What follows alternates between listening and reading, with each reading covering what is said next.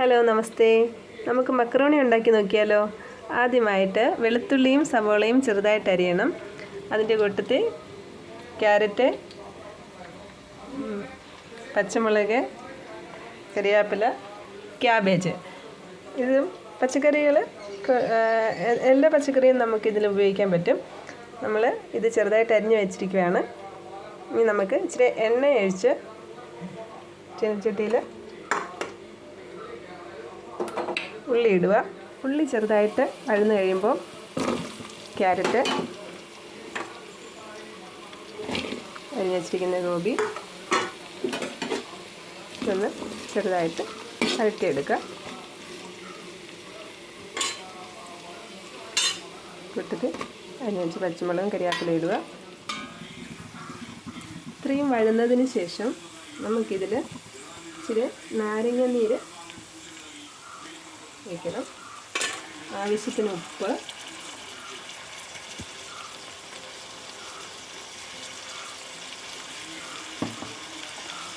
ഇച്ചിരി മുളക് പൊടി, ഇച്ചിരി മഞ്ഞൾപ്പൊടി. പിന്നെ നമുക്ക് കിട്ടും പാസ്തയുടെ മസാലയിലാണ് ടേസ്റ്റ് ഉണ്ടാകുന്നത്.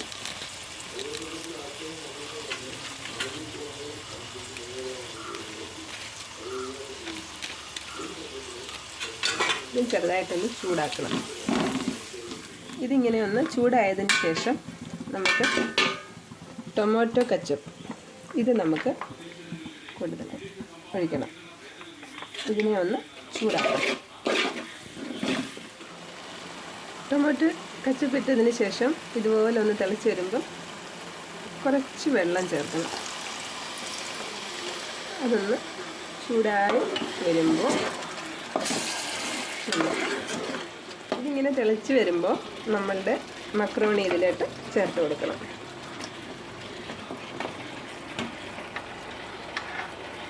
ഇട്ട് അതിങ്ങനെ കൂട്ടി ഇളക്കണം. ഇളക്കി എല്ലാം യോജിപ്പിക്കണം. നല്ലപോലെ ഇളക്കി യോജിപ്പിക്കണം. പിന്നെ മക്രോണി റെഡി ആയിരിക്കുന്നു ഗൈസ്. നമുക്ക് അടുത്ത വീഡിയോയിൽ കാണാം. Thank you.